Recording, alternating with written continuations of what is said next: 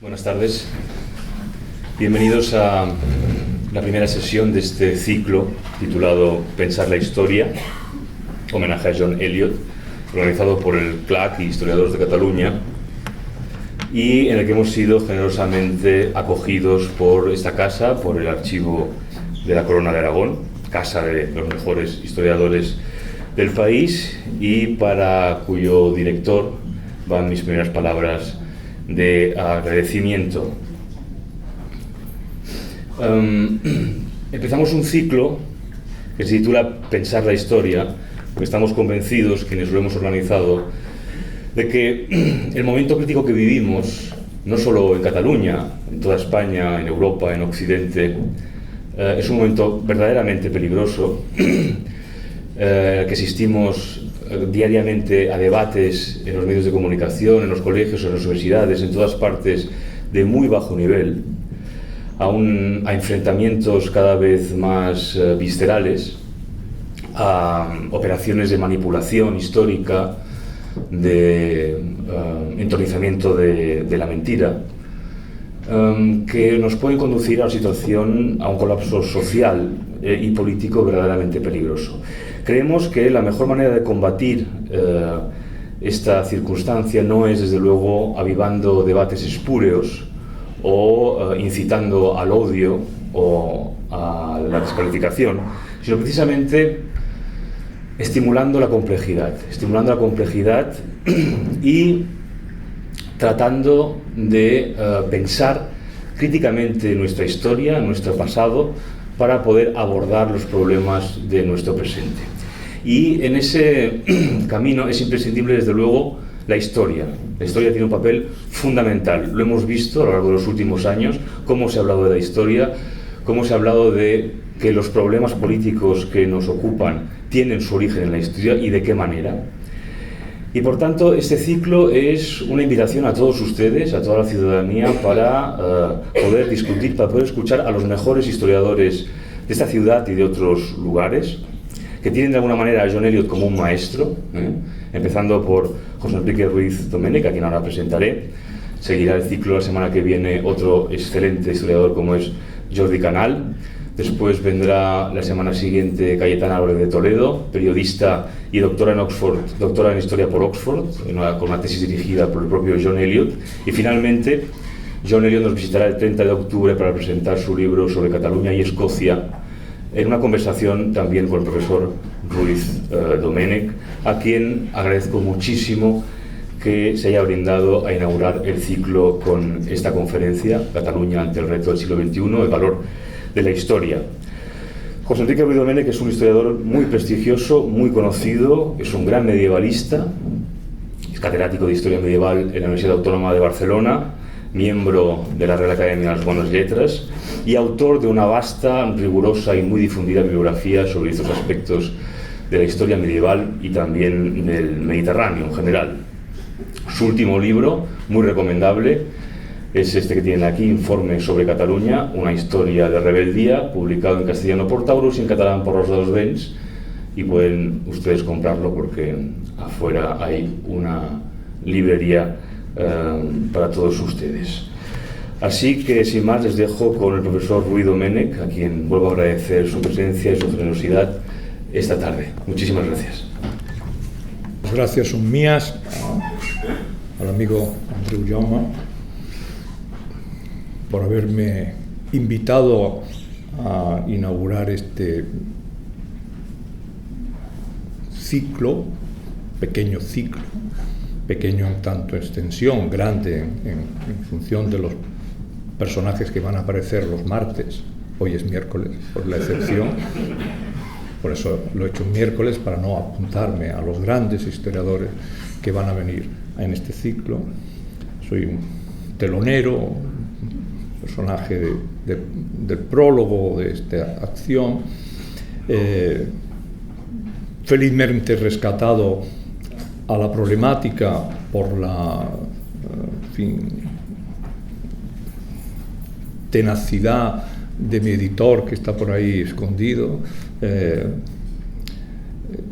Joan Riambau, que en una mala tarde me convenció de meterme en este jardín, pero ya soy mayorcito, no tanto como quisiera, pero sí soy mayorcito como para tomar mis propias decisiones.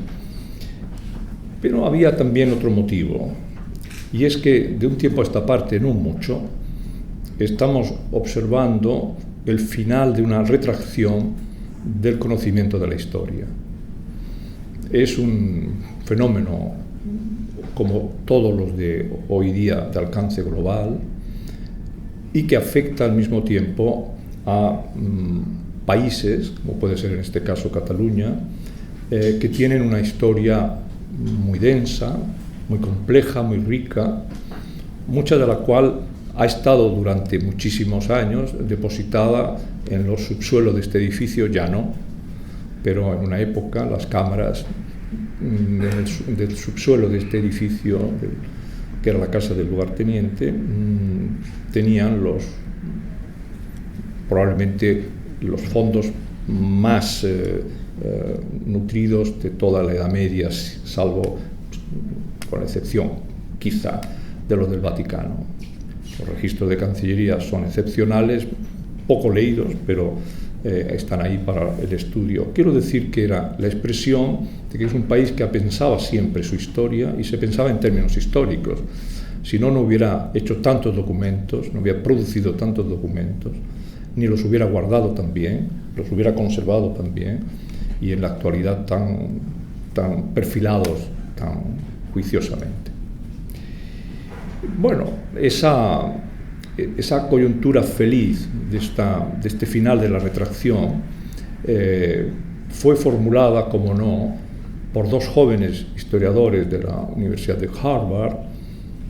Tengo que decir que casi todo ya empieza a venir de ahí, y eso me resulta inquietante, dado que yo soy demasiado europeo para dejarme convencer por estas ideas, que son dos jóvenes que uno de ellos yo veía pulular como estudiante por estas salas cuando yo ya casi estaba a punto de dejarlas. John Galdi y David Armitage escribió un manifiesto que tuvo una resonancia extraordinaria en todo el ambiente de la cultura de habla inglesa, afectó enormemente a Inglaterra, lo convulsionó y luego fue traducido prácticamente a todas las lenguas del arco científico internacional. Este manifiesto era la demostración de que una nueva generación, los nacidos a mediados de los años 50 en adelante, es una generación que había accedido al poder político, luego al poder financiero, y en casi todos los países está accediendo al poder político, poder de la gobernanza. Y como no, pues, termina también accediendo al poder académico. El argumento de este fin de la retracción era que me indujo a decir una cosa cuando reseñé este libro hace ya un par de años. El tiempo pasa muy deprisa, que titulé "Por suerte tenemos aún la historia", que sería el título real que quiero darle a esta charla. Por suerte tenemos aún la historia. Esa historia que ya no está en retracción, que ya no es ciencias sociales, que ya no está al servicio de ese constructo posmoderno que fueron las ciencias sociales, donde era un totum revolutum, donde metían geografía, sociología, epistología variada, estudios culturales y algunas cosas más, que impidió hacerse un pensamiento crítico a los estudiantes que accedían a los primeros cursos de historia, que convirtió la historia en un gabinete de curiosidades, fomentado desde las instituciones, especialmente universitarias, que conducía a que los profesores universitarios fueran expertos en casi nada. Era una cosa muy concreta, sabían muchísimo de la uña del caballo, pero la derecha, la izquierda era otra disciplina y casi otro departamento. Y luego los ponía a dar clase en primer curso sobre historia universal, ¿no? Con lo cual lo que hacían era fusilar 3 manuales que no dominaban ni siquiera, y el resultado catastrófico está en la mente de todos. Pero la retracción finalizó como tsunami, en el sentido positivo de la expresión, una ola de largo recorrido que forjó una renovación del espíritu de hacer historia, que nos condujo a los grandes maestros, tanto a los grandes maestros que habían ejercido su presencia metodológica antes de la Guerra Mundial, entre las dos guerras mundiales. Siempre citaré a Marc Bloch, porque lo considero como mi abuelo historiográfico, y luego a historiadores surgidos del trauma de la Guerra Mundial, de la Segunda Guerra Mundial, y que desarrollaron una transformación del conocimiento de la historia en los años 50 y 60. Desgraciadamente no todos los países fueron conducidos por esta doble renovación, y mi confianza es que esta tercera renovación, que comienza un poco en la década de los años 10 del siglo XXI, es decir, donde estamos ahora, sí que logre empapar al tejido social y sobre todo educativo de este país. Eso ganaríamos muchísimo. De ahí el título que le ofrecí al amigo Andreu Llama, que era el reto del siglo XXI para la historia de Cataluña, para Cataluña. Cataluña tiene ante sí un reto importante en la historia, pero solo lo podrá resolver a través de la historia. Y no es una buena palabra, un concepto para quedar bien o para llevar las cosas a mi gremio.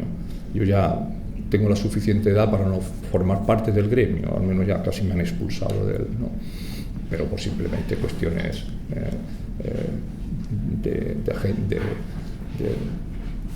de documento nacional de identidad, ¿no? De fecha de nacimiento, de la caducidad de la fecha de nacimiento. Pero a través de la historia, porque solo se puede pensar el futuro teniendo muy claro qué fue el pasado. Y no lo tenemos. Aquí se ha sugerido que hay ciertos procedimientos que todavía perduran de esa retracción basada en medias verdades. La palabra de moda de la posmodernidad es posverdad, que es un modo elegante de decir mentira. Pero yo creo que no es que sean mentiras, son verdades segmentadas, fragmentos, que al coserlos chirrían porque no funcionan. Muy poco sólidos, muy poco investigados, con muy pocas pruebas documentales, muy poco fácticos.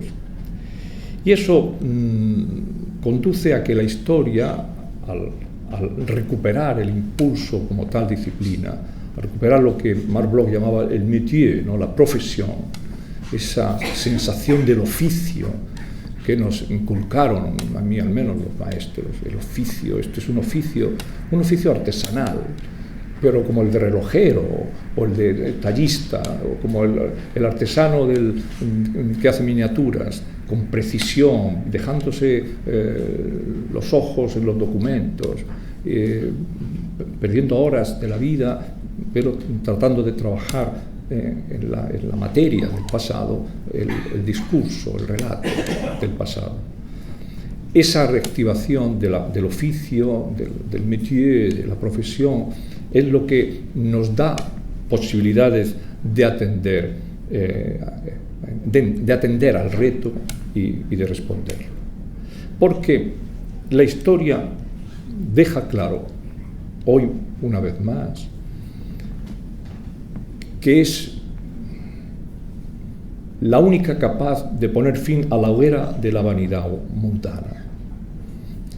La hoguera de la vanidad mundana nos inunda, nos rodea, se aprisiona de nosotros y carga los discursos de impostura. La impostura es un ejercicio peligroso. Es divertido, pero peligroso, porque solo se da en el campo del saber de las ideas. Se da en eso que llamamos las humanidades, que a mí me gustan más las letras, ¿no? Porque soy de la tradición diciochesca de la belle lettre, para eso formo parte de una academia que está a 300 pasos de aquí, que es la Academia de las Buenas Letras, de las Bones Lletres, que fundaron un grupo de intelectuales y de sabios catalanes del 18, muy escépticos. Ellos se llamaban desconfiats, ¿no? Desconfiados. La desconfianza es un principio del saber. Pues bien, la hoguera de la vanidad, la impostura, esa vanidad mundana que se apropia de nosotros, está rechazada en todos los campos del saber. Tenemos aquí un piano. Cuando un chico llega a hacerse un examen de piano, toque una sonata de Schumann, empieza a tocar una de Chopin y dice, váyase. No solo no sabe tocar el piano, sino sabe distinguir músicos. Y nadie protesta. El resto del auditorio, que son también alumnos, dice, pero si es un desastre, si confunde las notas, yo qué sé. Mientras que en el asunto del saber todo el mundo tiene una opinión. Y en la historia también, porque hemos demolido por retracción el oficio. Esa es la primera cuestión. La segunda está muy clara. Al recuperar el peso de la historia, que nos da esa es la ironía de la historia, que nos da esa elevación, esa levedad que permite no hacer insoportable al ser, para decirlo al modo de Milan Kundera, que estaba oprimido por ese peso en Praga en 1968. Es maestra de la vida. Eso lo dijo Cicerón, arrastrando una idea de un historiador que he visto citar últimamente muchas veces, y me alegro hacerlo, que es Tucídides. El otro día, mi buen amigo Jordi Llobet, gran amigo, hombre ilustre, sabio de los pocos que quedan, de 18, muy desconfiado por la tradición dieciochesca, catalán ilustre, al presentar el curso que lo organiza junto con Andreu Jaume en el CCBB, en el Instituto de Humanitats, decía que me había tocado presentarlo o inaugurarlo por mi función de historiador al modo de Tucídides, lo cual me dejó un poco compungido. Digo, tocas muy alto. Pero en realidad lo demostró. Tucídides es un historiador que escribió la guerra del Peloponeso mientras la guerra del Peloponeso se estaba produciendo. Es decir, es un historiador de la hora, del presente, y ahora vamos a hablar de esto. No tiene ese prejuicio positivista de decir, no, necesitamos 30 años, 40 años de separación de los hechos para interpretarlos. Bueno, quizás sí, Tucídides no. Tucídides intentaba cosas que estaban sucediendo en ese momento. Creo que el historiador, y yo humildemente, al modo de Tucídides, lo he probado con el informe. Yo he llevado la historia, el peso de la historia, a explicar una situación del presente desde la perspectiva del saber histórico, al modo de Tucídides. Es decir, esto no es una guerra del Peloponeso, aunque se le parece un poco, en algún sentido, en algún sentido. Por eso es maestra de la vida, decía Tucídides y Cicerón, que también era un retórico que utilizaba la historia, especialmente la de Polibio, para realizar su famosa retórica, su manera de hablar, ¿no? Las catilinarias famosas, es decir, el ataque que hizo a la impostura, a esa hoguera de las vanidades, el famoso Catilina, que era una revuelta, en fin, que tiene muchas connotaciones con cosas que vemos cada día. Habría que leer a Cicerón, y entonces Cicerón dice, yo me comporto así en la vida política y en el Senado romano, porque la historia es maestra de la vida.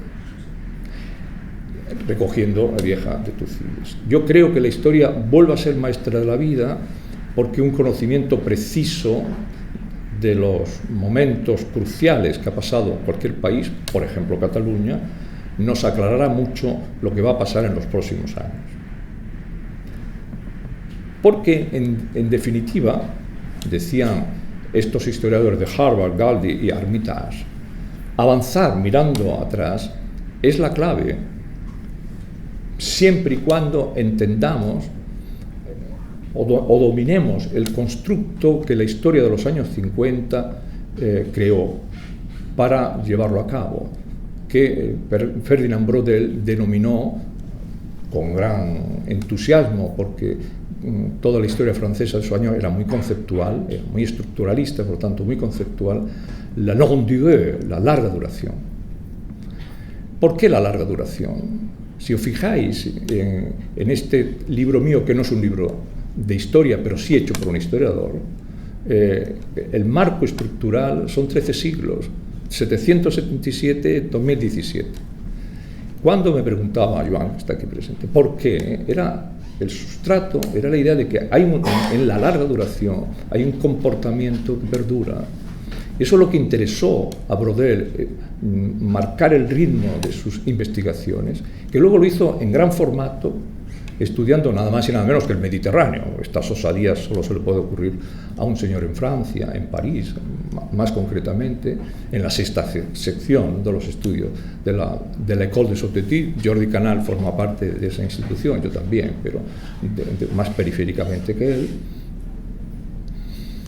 Pero también en elementos muy concretos, la formación del mercado, la manera de capitalizar el excedente, el orden social o el registro político que determina los cambios sociales o económicos. Braudel lo miraba todo en la larga duración. E incluso hacía, cosa que me alegra que haya hecho el maestro John Eliot, historia comparada. Puesto que ya lo veréis, lo dirá él que lo dice mucho mejor, comparar Escocia con Cataluña, catalanes con escoceses, es una osadía que solo los muy maestros pueden hacer. Es avanzar hacia adelante. La historia no puede parar, ni siquiera nos podemos dar un descanso para ver cómo van las cosas, porque si no lo hacemos nosotros, se hará en otro sitio. Y hoy día en el mundo convergen 7 civilizaciones en conflicto.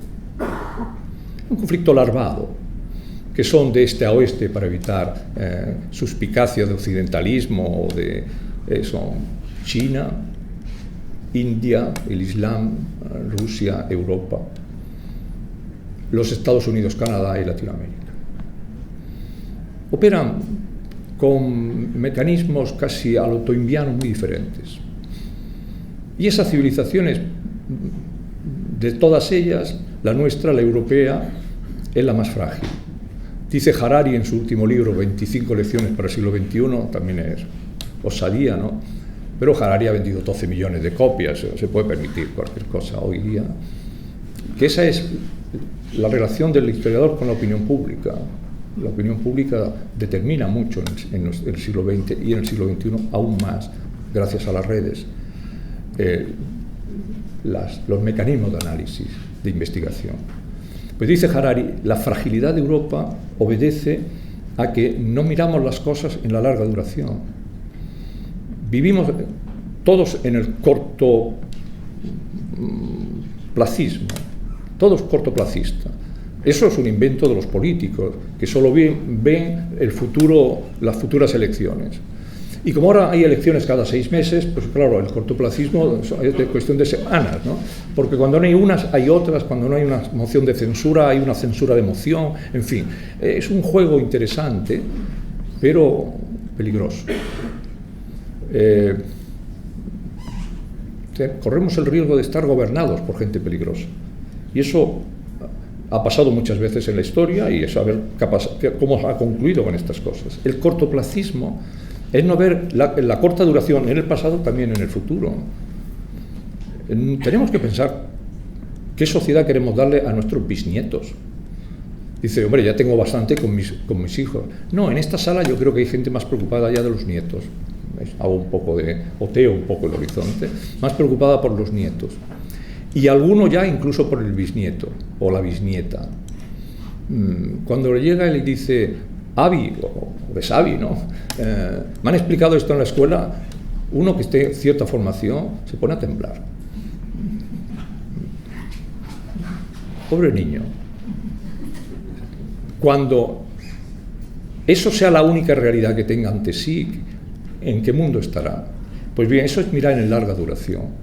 Y la larga duración, como ven, son procedimientos que solo la historia puede dominar, porque sabe entenderlo en el pasado, que es tangible, es datable, es fechable, es analizable, porque tenemos los documentos. El futuro no lo podemos inventar, pero sí lo podemos prever. No hay política sin previsión. Una política que no tenga previsión no es política. Ya, aparte, yo tengo bastante con esto. El cuarto elemento de esta salida de la retracción de la historia es que la historia es un relato clarificador y tiene que luchar contra muchas mentiras. No es como la verdad de las mentiras que se dice habitualmente, no. El historiador no es tan exagerado. La verdad histórica es una, no es opinable. Tratar de opinar cuando se dictó el recoñero en presos en Barcelona es un ejercicio ridículo. O cuando tomó la decisión Ramón Berenguer III de cambiar el dominio del mercado urbano de aquí, que está aquí al lado, donde actualmente es la Plaza del Ángel, ¿no? Donde está el metro de Jaume I, que debe llamarse Ramón Berenguer III, pero bueno, es igual. La fecha, el día, la hora y los motivos, lo sabemos tan bien que discutirlo es como llenar lagunas de ignorancia. El relato clarificador, en la medida en que la historia en sí mismo es un relato, que tiene que enfrentarse a los relatos que seducen, por ejemplo, la novela histórica. Yo no tengo nada que ver nada contra la novela histórica, no me gusta, pero eso tampoco me gustan otras cosas, es decir, pero por eso no iría en contra. No es porque tenga una dosis de tolerancia alta, sino porque la novela histórica está bien. Lo que ocurre es que es un relato que no es revelador, dado que el que la hace juega con el lector. Cuando está haciendo historia y le aprieta, yo he apretado a algún novelista y dice, no, es que está la parte creativa. Y el puñetero, pon en color rojo lo creativo y en color negro lo veraz. Y entonces entraremos contra lo veraz que dices que no lo es.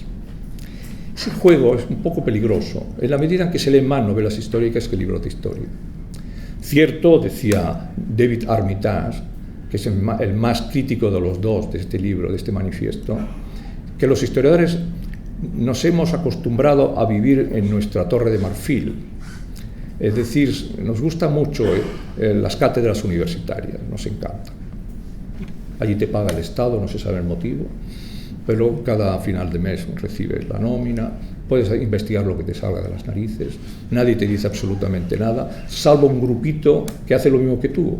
Por lo tanto, se crea, eso sí que es gremial, una actitud tanto insana para hacer un relato clarificador, para afrontar un relato clarificador que ofrecer a la opinión pública, que es la única misión que tiene el historiador del siglo XXI.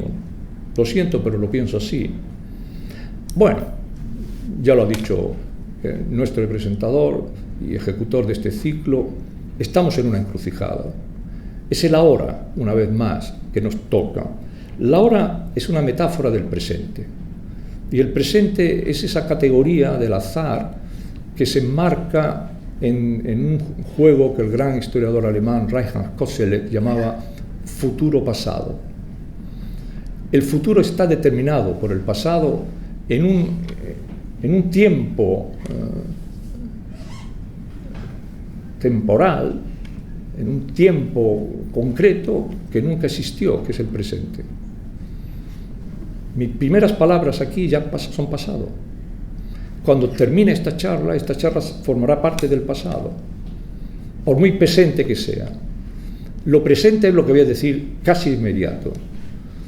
Si en este momento, por razones X, suspendiera la charla, que es una posibilidad, por ejemplo, os levantaréis todos en masa y dijeron, menudo tostón, y os fuerais. Aquí venimos a aclarar la cronología exacta de la historia de Cataluña. ¿Para qué tanto precedente?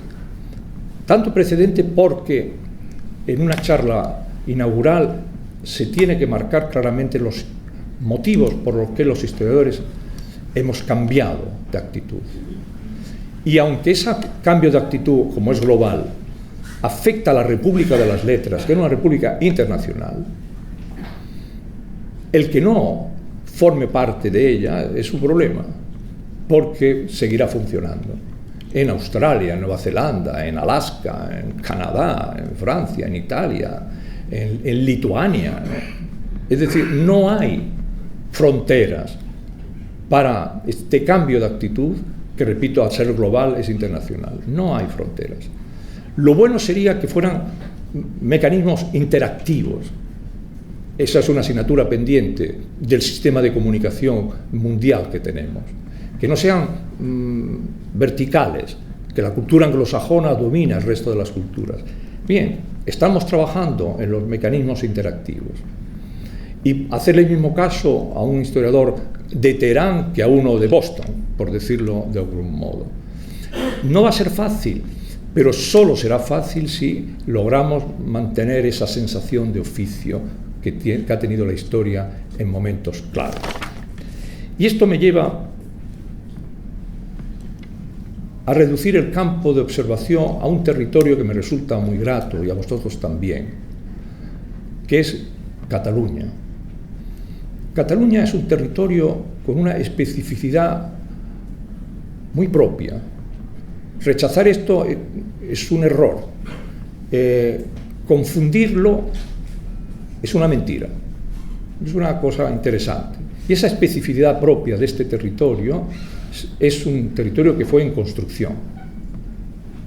En construcción, como todo territorio en la historia. Y lo que le tenemos que dar es un registro entre la experiencia que fue adquiriendo y la expectativa que tenía. Este es el juego permanente entre pasado y futuro, futuro y pasado. ¿Hacia dónde iba y cuáles fueron los mecanismos para conseguirlo? Y eso se puede hacer de muy diversas maneras. Si trazamos la larga duración, nos obligamos a, como en los largos viajes, establecer pausas epistemológicas comprensibles para la persona, para el lector, para el estudiante, para el estudioso, para el interesado, para cualquiera. Esas pausas, que son metodológicas, son como las señales en el mapa, los mojones. Fijaos si, ya sé que ahora se viaja con GPS, pero el GPS es una digitalización del mapa. Antes que existiera, aunque los chicos jóvenes no lo crean, antes había un mapa físico, y había gente que trabajó el mapa físico.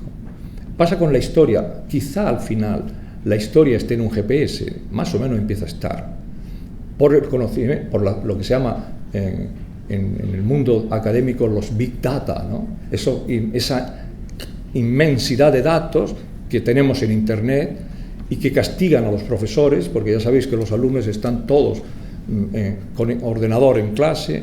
Tú dices una cosa y se meten en Wikipedia, que es como el Espíritu Santo del siglo XXI, y dice, a ver, prof, se equivoca porque Wikipedia dice tal cosa. Dice, métase en rectificaciones a la página de Wikipedia y verá que yo mismo ya he intentado rectificar esto, pero todavía la digitalización no lo ha aceptado. De todos modos, tenemos que luchar contra el Big Data, naturalmente. Es tal la lluvia del Big Data que se parece a los chubarrones de estos días, ¿no? Como el de ayer por la mañana o el de ayer por la noche, ¿no? Nos pueden inundar y casi ahogar. Pero los mojones, o sea, los elementos, es lo que da al relato una trama. Lo configura, lo expresa, lo determina, lo hace clarificador. Cuarto objetivo de la historia. Le da rigurosidad, primer objetivo. Lo convierte en referente, segundo objetivo, es maestro de decisiones. ¿Hacemos esto? ¿Cuántas veces se ha hecho? ¿Y de qué manera? ¿De qué sirve esto? Sirve en la medida en que es la experiencia de otra época la que nos puede iluminar a tomar la decisión. Podemos luego rechazarla, podemos decir que nosotros estamos en otra dimensión, somos más listos, más capacitados, o han cambiado, como se decía en los años 60, las relaciones sociales de producción. Lo podemos decir, pero nos equivocaremos. Dado que la experiencia pasa lo mismo que los big data de los médicos. Usted tiene una enfermedad. ¿Cuáles son los parámetros de esa enfermedad? ¿Cuántos casos hay? 1.704.000. ¿Cómo se han resuelto con anterioridad? Y los médicos crecen y perfilan y precisan sus análisis y por lo tanto sus diagnósticos gracias a esa lluvia que logran integrar. A eso son lo que un gran escritor de principio de siglo, muy famoso, con razón, muchas veces la fama no está reñida con la calidad, que es Stefan Zweig, llamaba momentos decisivos. Es cierto que la historia se construye sobre momentos decisivos, no siempre es plana, a veces adquiere ese tono de cordillera tan interesante, con picos altos y valles profundos, ¿no?, que hermosea la historia y la complica. Por ejemplo, mis reseñadores del libro en la prensa han destacado mucho un hecho que en sí mismo es casual, es producto del azar, que recorro con botas de 7 leguas, como me enseñaban de niño, ¿no?, en los cuentos infantiles, ¿no?, 13 siglos de la historia, del octavo al 21. Es verdad. Pues bien, en esos 13 siglos encuentro 13 momentos decisivos. Y ahora se los voy a dictar, con una sola intención. Y luego elegiremos uno, al azar, para ver cómo se trabaja, simplemente como una experiencia de laboratorio. Alguno me dirá, ¿por qué no lo hacemos todos? No, esto es una conferencia, no un seminario, no un curso entero. Para eso están los formatos. Es decir, esto es una llamada a la atención, es una construcción de un modelo para entender por qué territorio caminamos hoy los historiadores. Fijaos el primero. Voy a decir alguna indicación del primero, porque si no pensarán que a los poco entendidos, a los muy entendidos dirán, hombre, claro, ya me los voy adivinando yo. 777, para ser fiel al libro, 801. El gesto inesperado de que el valí musulmán de Barcelona fuera a visitar a Carlomagno termina en el 801 con las tropas de Carlomagno dirigidas por su hijo en las puertas de la ciudad de Barcelona, aquí mismo, en la muralla que estarían, como no había parking, un poquito más baja, ¿no?, en el parking de la catedral, allí, frente a los torreones que todavía están, y los vemos porque son torreones del siglo III, cuando se construye la muralla augustea, se reconstruye, se renueva. Allí están las tropas de carolingias, que probablemente no había ningún franco, pero bueno, eso da igual ahora, no viene a cuento, dirigidas por Luis el Piadoso, el hijo de Carlomagno. ¿Cómo una decisión tan azarosa y en principio, si la ves, tan ridícula, termina en un hecho tan decisivo? El rodillo carolingio marca la historia de Cataluña, entre otras cosas porque, frente a lo que le han podido decir, cuando llegaron no gustó que llegaran. Una cosa curiosa, ¿no? Y ya empezamos el baile. ¿No? Es un baile interesante. Llegaron porque fueron llamados. Luego o llamaron otros. Bueno, tampoco puedo entender tanto cambio de opinión. Se instalan aquí, en principio porque piensan que están más cercanos a ser carolingios, por tanto cristianos romanos. Ahí tiene un error tremendo, ¿no?, de lo que era la cristiandad de entonces, frente a los otros que eran musulmanes. Bueno, en realidad el que le avisa es un abasí, los que están en Córdoba son omeyas, por lo tanto se llevan tan mal como lo vemos todavía hoy, ¿no? Si vas a Siria, los chiitas abasíes y los sunitas omeyas muy bien no se llevan. Pero lo que me interesa es destacar que en ese trozo de tiempo se marca una dirección de la historia, de la larga duración, proceso que queda interrumpido según cómo se acepte o no este fenómeno histórico que viene de fuera. Se acepte o no. En este caso, se acepte o no el legado carolingio. Como no se acepta, habrá un conflicto. ¿Qué es? Legal. Hay una lucha entre dos, el derecho carolingio y el derecho hispano-godo. Político. de legitimidad, que diríamos hoy, de organización del territorio, de principio religioso, una catarata. ¿Por qué es interesante estudiarlo? Bueno, porque se ha creado un mito, incluso decimos, nosotros tenemos derechos porque somos carolingios. Bueno, lo somos, pero no lo quisieron ser, los de verdad, ¿no? Los de la época, ¿no? Es interesante saber esto. ¿Por qué? Porque eso es la historia. La historia tiene su propia epistemología, su propio objetivo. Saber historia. No tiene otra... ¿Tiene interés? Ya lo veréis que sí. Cuando una persona sabe historia, domina mejor argumentos, incluso argumentos de debate actual. Porque es formativa, maestra de vida. Es la formación del ciudadano, no cabe duda. Bueno, es un periodo decisivo, se explica, ¿no? ¿Para qué es tan lejano? Bueno, ¿quién determina que una cosa es lejana y otra cosa cercana? ¿Dónde establecemos los nexos? No interesa. Bueno, pues lo dejamos. Siguiente periodo. 1127-1137, una década decisiva. Esto nos gusta mucho, las décadas decisivas.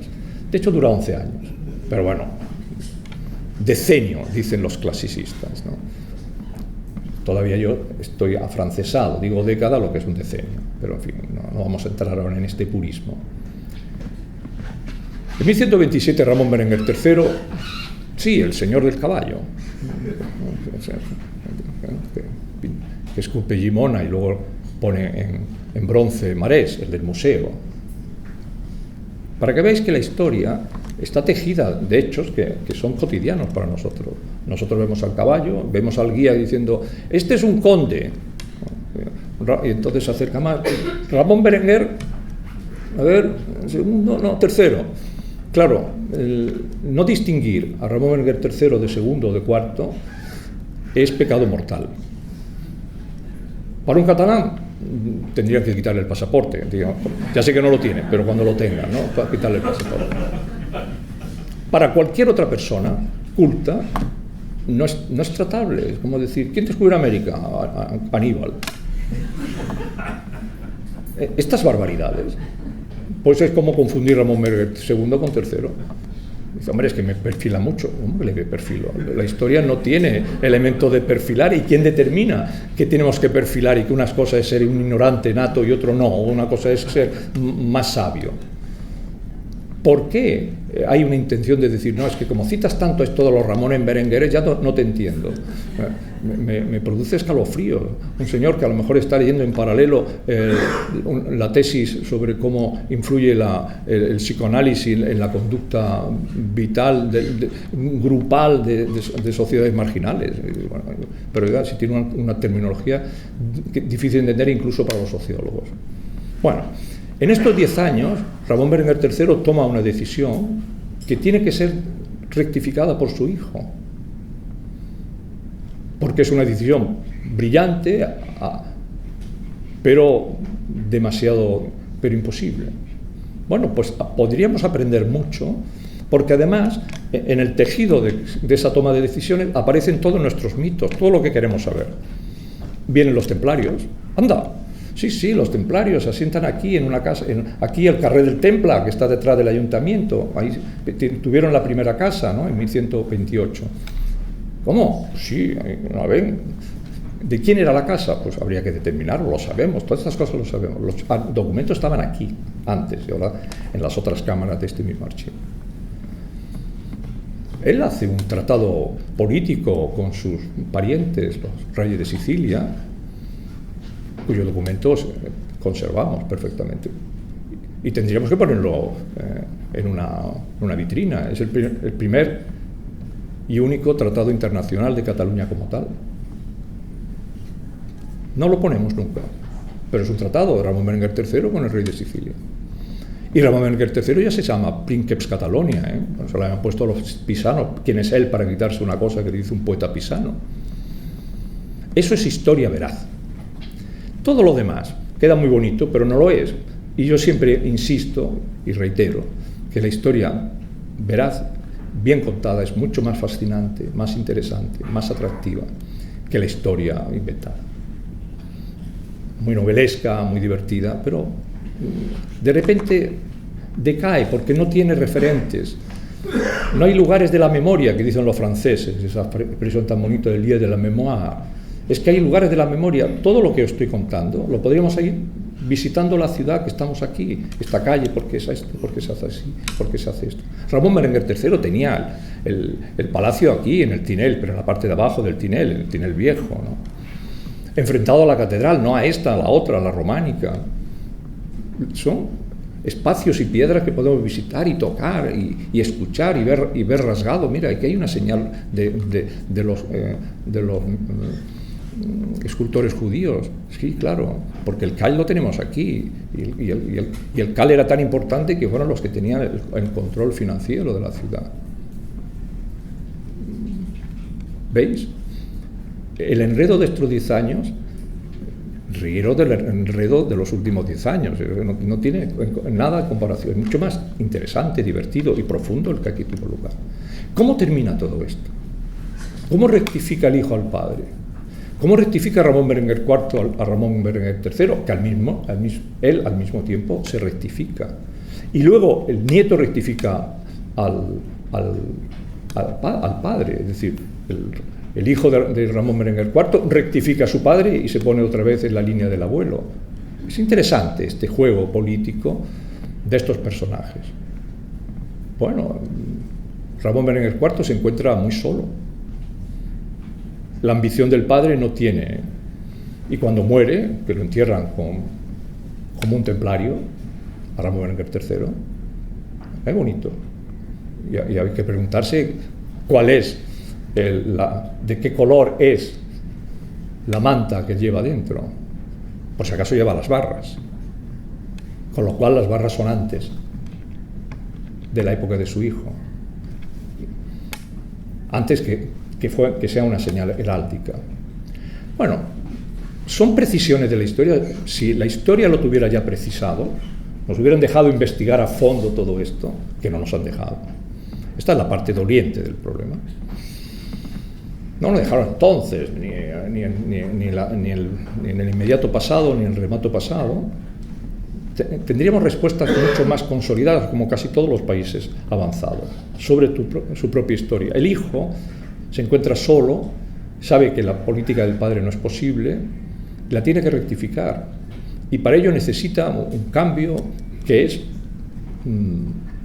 buscar un reino con toda prisa y a toda prisa, que es el reino de Aragón.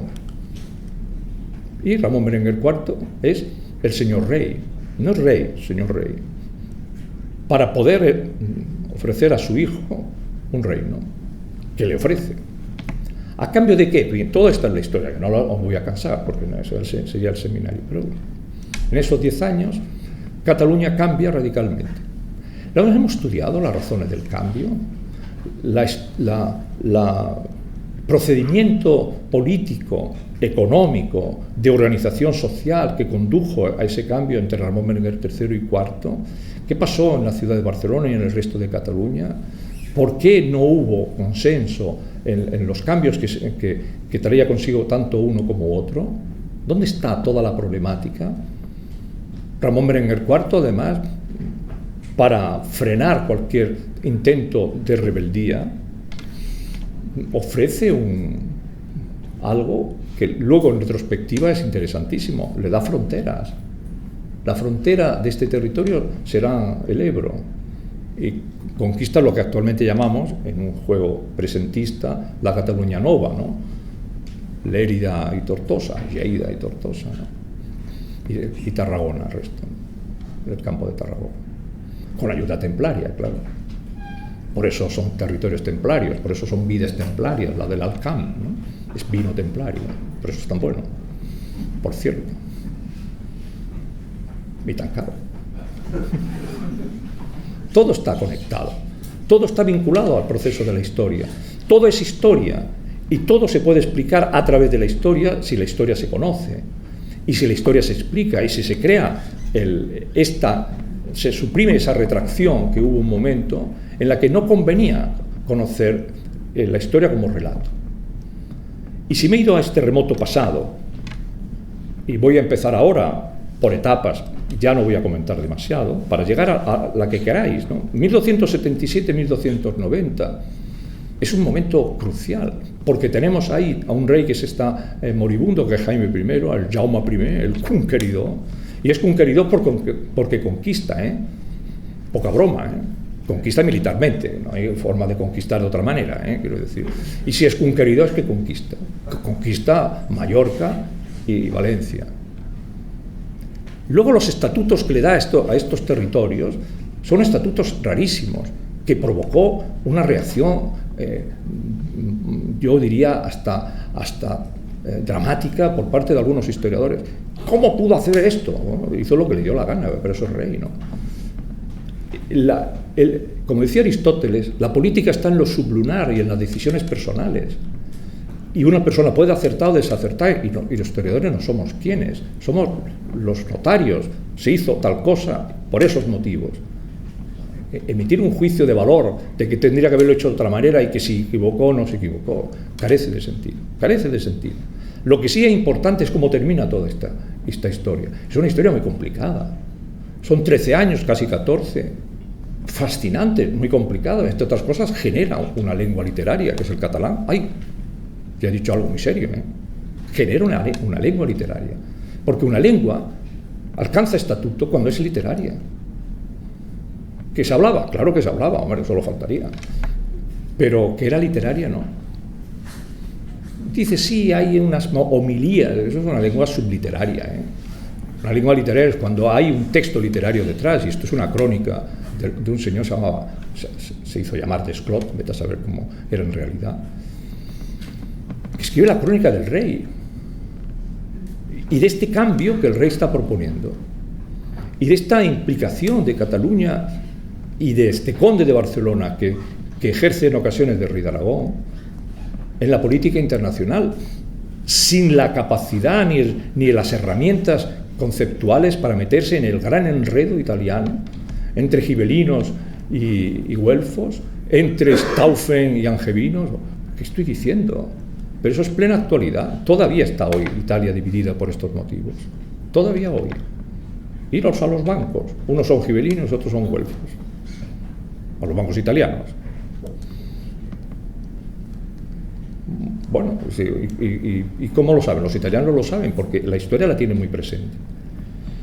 ¿Por qué nos metemos en esta historia? Bueno, esa historia nos conviene saberla porque es una historia que luego fue idealizada, sobre todo por el romanticismo, de un modo entrañable, pero novelesco. Es que es más interesante la realidad que esa forma de novelar aquella historia. E incluso el constructo político que surge de esta crisis, que es intenso, que lo llamamos la Corona de Aragón. Este archivo se llama Archivo de la Corona de Aragón, precisamente por esto, que es un cultismo, pero un cultismo cancilleresco, dado que los reyes de Aragón, conde de Barcelona, lo primero que se le ocurrió es tener una cancillería, que depositaron aquí, en Barcelona, aquí, en cercano de aquí, luego vinieron aquí, que es en el siglo XVI. ¿Qué pasó en todo esto? Eso tendría que ser para nosotros tan famoso como las relaciones de Messi y su familia. Pero me temo que no. Bueno, otro fascinante, otros 15 años, 1400-1415. El famoso cambio de dinastía, el compromiso de Casp y todas las circunstancias que lo conyugaron. ¿Sabemos realmente qué pasó? Sí que lo sabemos. ¿Ha llegado lo que sabemos? No. Eso es un problema muy serio, Dado que nos llenamos la boca diciendo, llegó la dinastía castellana, y no. Sí, lo primero que hizo Fernando de Antequera fue darle validez política a la Diputación del General, a la Generalidad, que no la tenía hasta ese momento. Hombre, si es para reprimir a un país, entran en una contradicción solemne. Y asumir el pacto con la burguesía de la busca. Y bueno, con las clases dominantes, pues alguien tenía que pactar. ¿Qué pasó entre 1400 y 1415? ¿Qué estaba en juego realmente? ¿Qué había? ¿Está explicado suficientemente, aparte del cuento de nunca acabar, de que el compromiso fue... ¿Qué pasó? ¿Por qué hubo una parte de Cataluña que se volvió irredenta, apoyó a Jaume d'Urgell, que sin embargo rechazó de un modo miserable a su nieto, el condestable de Portugal? Ah, que el condestable de Portugal, el de la espadita de la catedral, es el nieto de Jaume d'Urgell, sí señor. No me diga ahora. Y lo rechazó de un modo miserable, pobre. Además se murió melancólicamente. ¿Qué pasó? ¿Qué estaba pasando?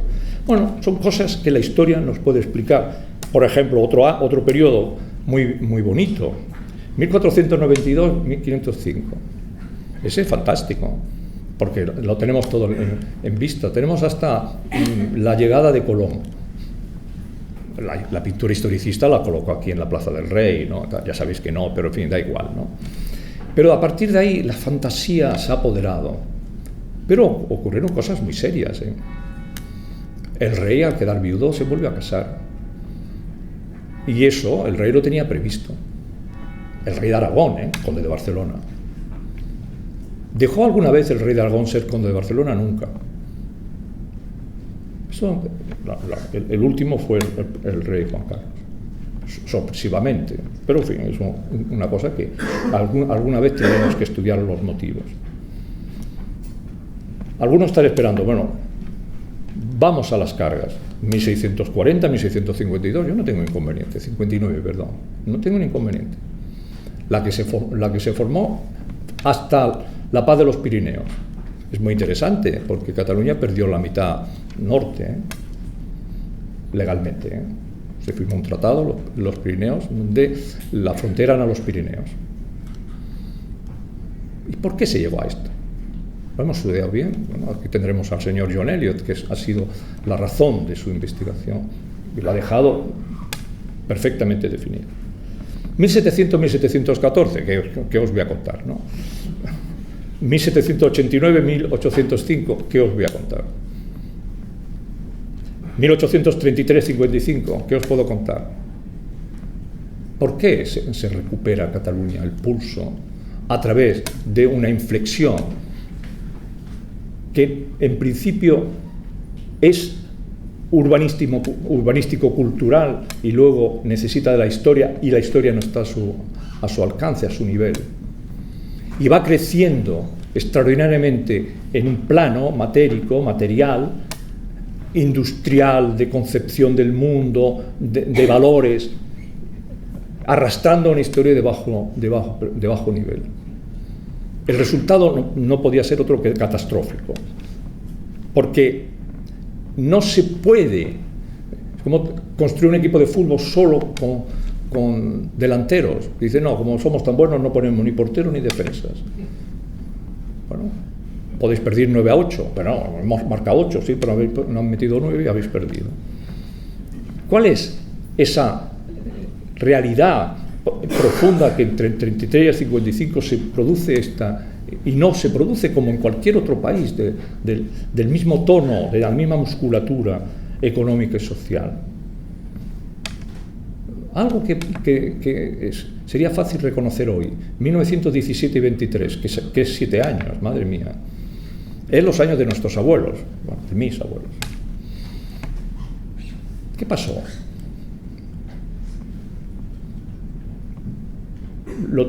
Cataluña lo tenía todo y lo perdió todo. ¿Por qué? ¿Dónde está el parámetro interpretativo? 1931-39. El 77-82, me fascina. 1977-82 me fascina. Que tengo una alumna de aquellas épocas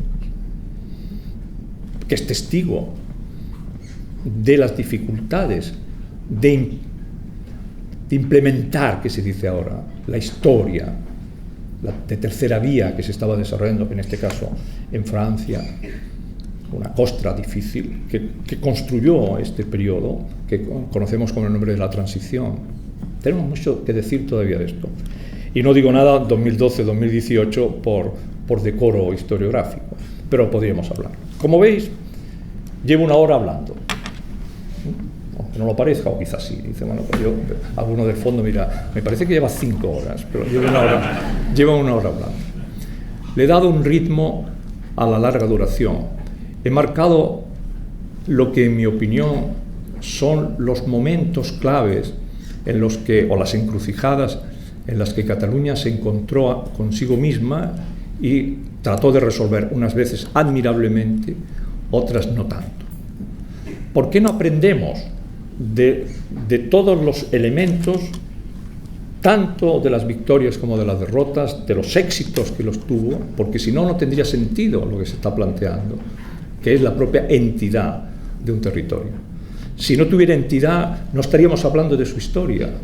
No habría documentación, por lo tanto no habría hechos fácticos ni estos marcos estructurales que son propios, que no se pueden aplicar a otros territorios. Esto no sirve para la historia de Francia, no sirve para la historia de Génova ni la de Venecia. Tendría que buscar otra cronología.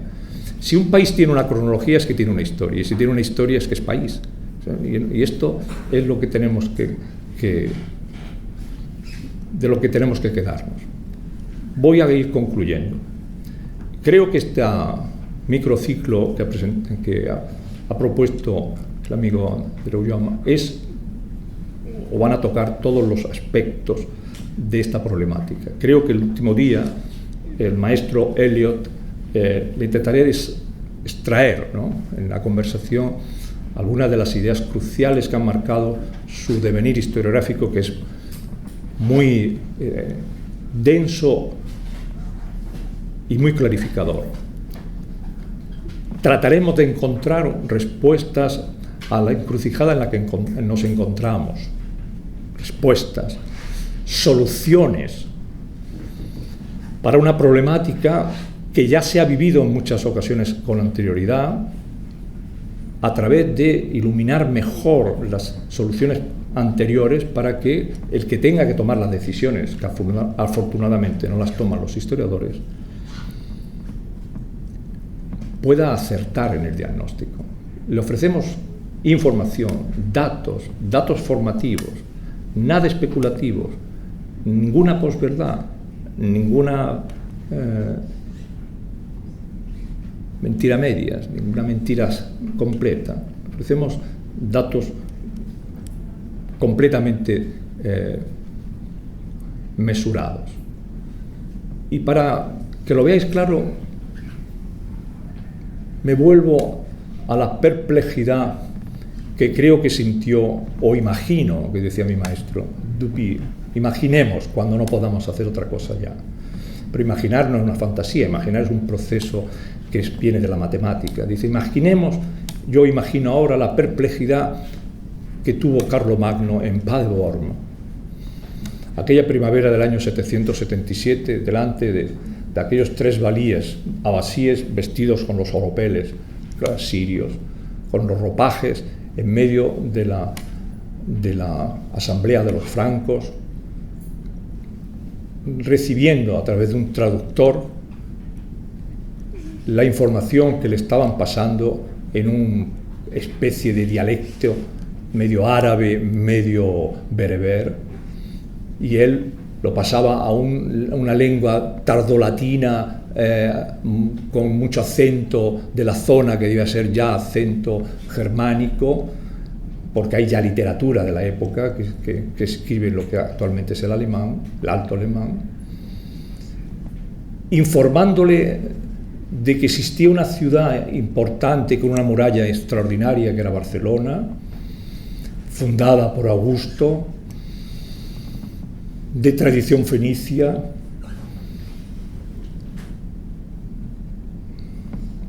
con interés de convertirse en el centro de su posible expansión mediterránea, el punto de apoyo si quería avanzar para controlar bien Italia, la Italia del sur, la perplejidad de Carlomagno al sentir todos los elementos que caracterizaban su renovatio imperial, el mundo romano, en la reconstrucción de la vieja geografía romana, la búsqueda de esos espacios que en Roma fueron importantes, probablemente hablaron de lo desolado que estaba Tarragona. Todo esto me pongo en la perplejidad de Carlomagno y en la duda de si intervenir o no en este territorio, si llevar las fuerzas a este territorio o seguir con su preocupación mayor, que era consolidar la frontera del este, consolidar la frontera del Danubio, de Österreich, en la actual Austria, porque se le estaban colando pueblos procedentes de la estepa.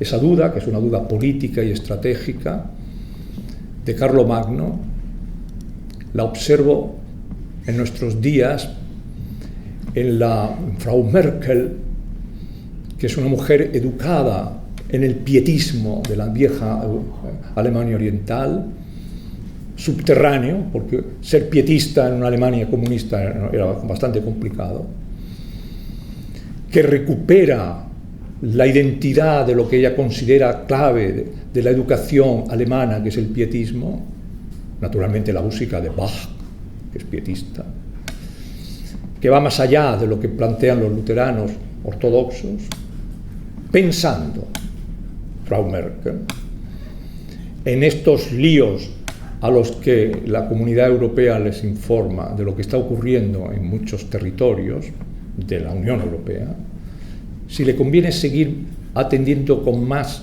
precisión y certeza lo que está ocurriendo en este momento en 3 países muy cercanos a ella y de mucha inclinación por la cultura alemana de toda la vida, porque es su Ost.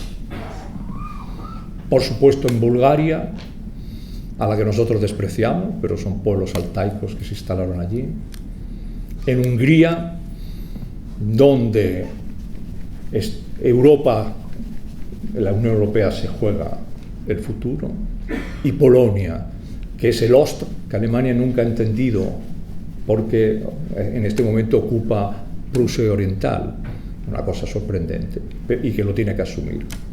O seguir de cerca, como le pasó a Carlomagno, las insinuaciones que le vienen de los jueces del Schleswig-Holstein, que está donde está Paderborn, de si el conglomerado político que tiene lugar en este territorio al sur oeste de Europa, que llaman Cataluña, merece la atención del mismo nivel que Hungría, Polonia o Bulgaria para la construcción de Europa.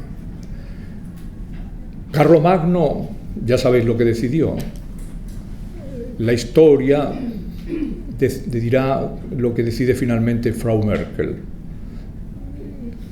Esperemos que no haga lo que estaba tentado a hacer Carlomagno durante todo lo que quedó el año 777, que era dirigirse hacia el este, abandonando estas tierras, cosa que, como bien sabemos, no hizo. Tan lejos y tan cerca, problemas tan parecidos y resoluciones que cambiaron el curso de la historia. Por eso hay que pensar la historia de verdad para el siglo XXI. Muchas gracias por invitarme.